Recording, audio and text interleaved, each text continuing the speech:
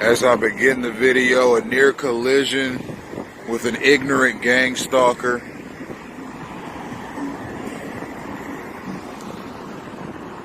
It just doesn't stop.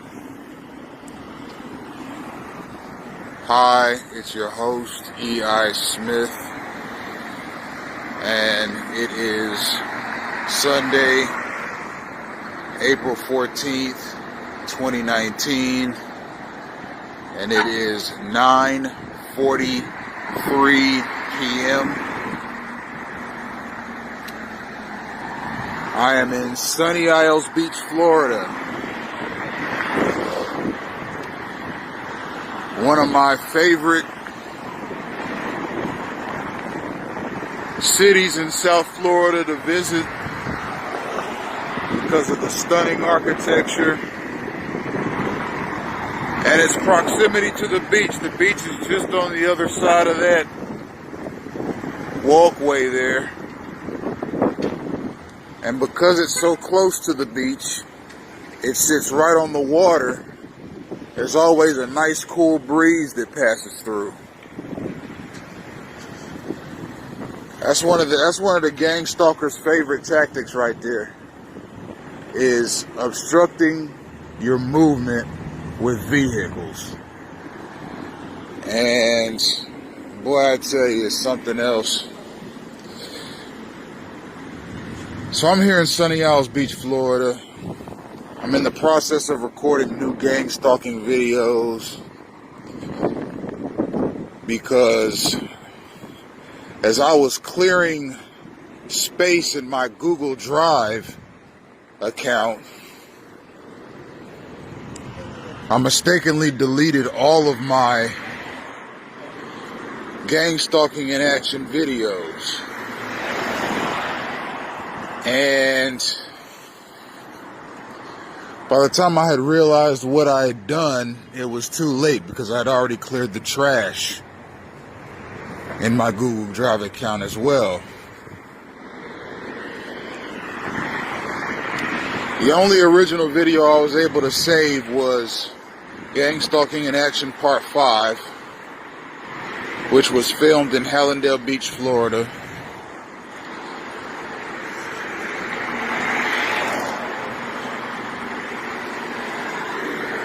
And the only reason I was even able to get that is because I had saved it to my Microsoft OneDrive account and stumbled across it by mistake. So I was able to save one of the originals, and that makes me happy. But I'm just sick over the loss of the other 11 videos because of the time and effort it takes to make them. However, gang stalking does not change. It's ever pervasive, and it's not as if I'm not going to find other instances of gang stalking against my person anyways. So I'll just make new videos. Gang stalking is a joint effort between governmental, federal law enforcement, semi-law enforcement, various corporations,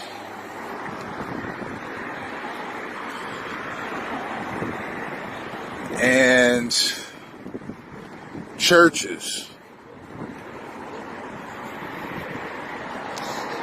It alleges to be in the interest of national security, but it ain't nothing but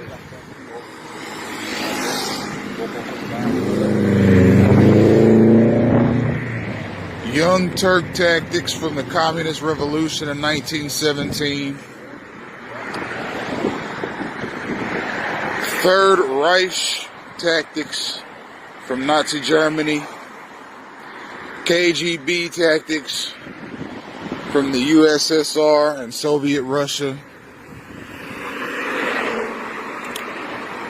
COINTELPRO tactics, which can be observed and studied on the FBI's official website. Tactics that were used against dissident groups in the 1960s and 70s. Don't let me forget Ku Klux Klan tactics from the Jim Crow South of the 1920s and 30s. MK Ultra tactics from the 1960s and 70s. MK Ultra can be observed and researched on the CIA official website. It's a combination of all of these draconian programs with the sole purpose of disrupting the lives of select U.S. citizens. I've talked at some length as to how a person can get placed into gang stalking, and I'll briefly sum it up. It's something that a person is placed in by federal law enforcement agencies. Okay, your local police can't put you in a gang stalking program. Your local sheriff's department cannot put you in a gang stalking program. It's something that is done at the federal level. So you can get placed into gang stalking at the recommendation of certain elements in the CIA, certain elements in the FBI, certain elements in the U.S. Marshals, certain elements in the Drug Enforcement Agency, certain elements in the Bureau of Alcohol, Tobacco, Firearms, and Explosives. And you see where I'm going with this. These are federal law enforcement agencies. Okay, these are the kinds of law enforcement agencies that do manhunts and try and find and apprehend terrorists. Now, why would one of these agencies that I've named recommend somebody for gang stalking? Well, there's a number of reasons.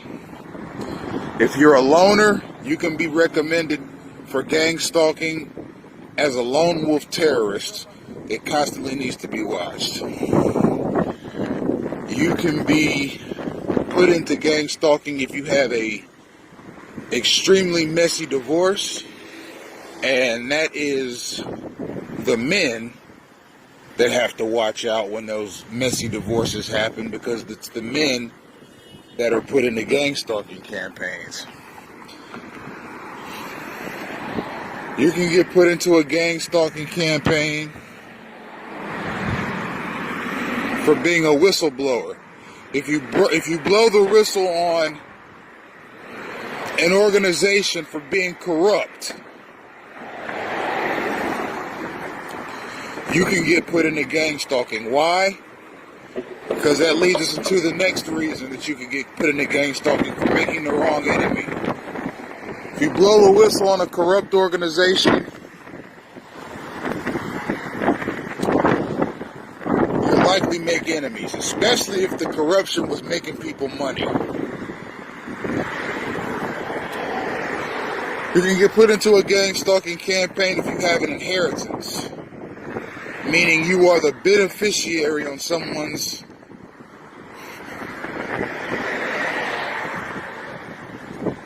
last will and testament. I found out in October of 2018 that I was a beneficiary, and that I have an inheritance that was left to me by my grandmother via my late grandfather.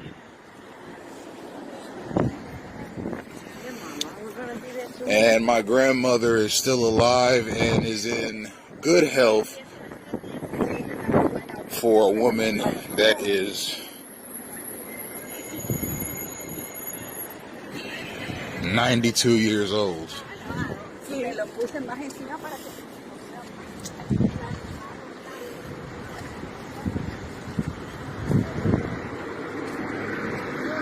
Another way you can get put into gang stalking is if a federal law enforcement agency just finds you peculiar and a potential threat to national security. How could a person be labeled peculiar? Well, your entire life is looked at and analyzed. And if the way your life has gone up to the time that you get put into a gang stalking campaign fits the description or fits the narrative or fits the pattern of the lives of former terrorists, then you could get put into a gang stalking campaign.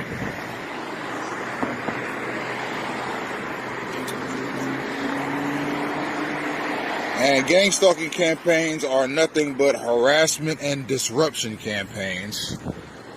And your space is constantly being obstructed by people and vehicles of all kinds. And you are constantly running into instigated and derived situations that lead to negative police interactions.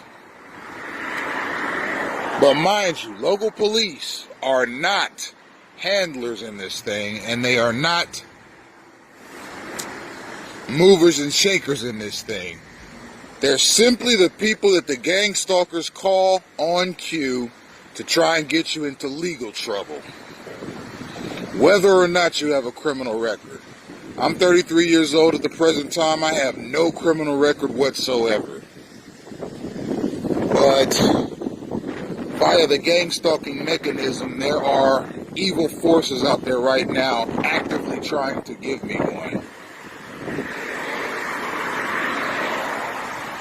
And I'll do the best I possibly can to keep a clean slate. Because the last thing I need is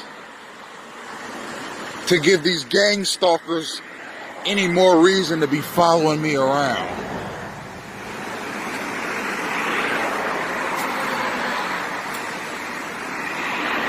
Gang stalking is something that can be looked up online. There's no official information on it right now. There's nothing coming out of the United States government about it. But that's okay, because there was nothing coming out of the United States government about COINTELPRO and MK Ultra until the programs were ended. And that was in the 1960s and 70s. Now we know that those programs really did exist, and they're talked about at length on the official FBI and CIA website. Gang stalking is in that same boat, and eventually it will be talked about on official government websites as well. And speaking of websites, I forgot to mention one thing. Again, an abundance of police officers, firefighters, EMS drivers, etc., public works people, public employees, government employees are constantly being put in the face of the targeted individual, not for his safety, but to give the gang stalkers around him confidence. If he resists you, if he argues with you, if you assault him and he defends himself against you physically, call the police and we'll get him arrested or killed.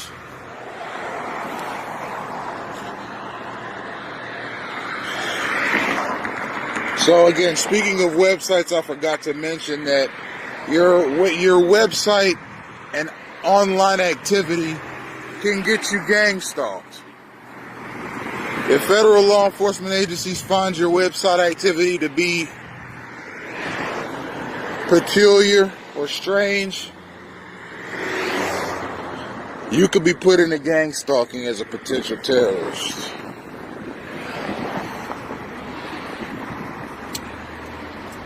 Now,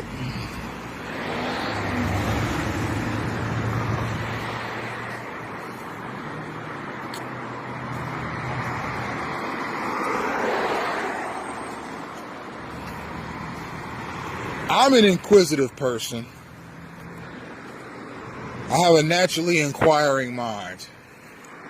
If you go to any of my websites, Bible discourses, discourses on philosophy, at Citadel House on Twitter, at Bible Discourses on Twitter, Bible Discourses on Pinterest, EIS Media Group on Twitter, If you go to my Facebook page, Emmanuel Isaiah Smith, you will see a virtual library of information that I put together myself because I enjoy it, I learn from it, and it satisfies the curiosity that I have naturally about the world around me, past, present, and future. I have a naturally inquiring mind. I've been to every kind of website that there is. And in the process, some federal law enforcement body looked at it and said, you know what, that's peculiar. We're going to have to keep an eye on this kid, regardless of if he has a criminal record. And we don't need a court order, and we don't need to subpoena him or charge him with any crimes or arrest him. And the reason that they don't need those legal documents is because gang stalking intensified. It was already in existence before 9/11, but it intensified when 9/11 happened and the Patriot Act was passed. The Patriot Act basically says that federal law enforcement and military elements in this country have the right to follow and surveil, observe, and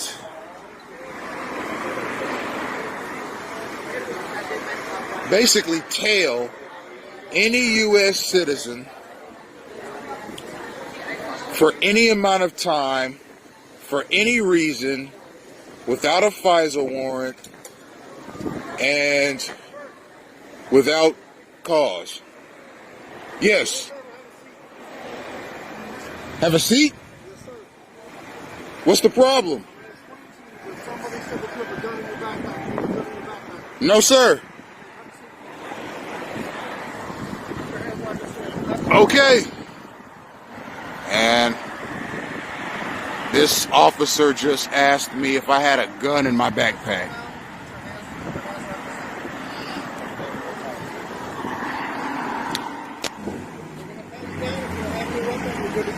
Okay.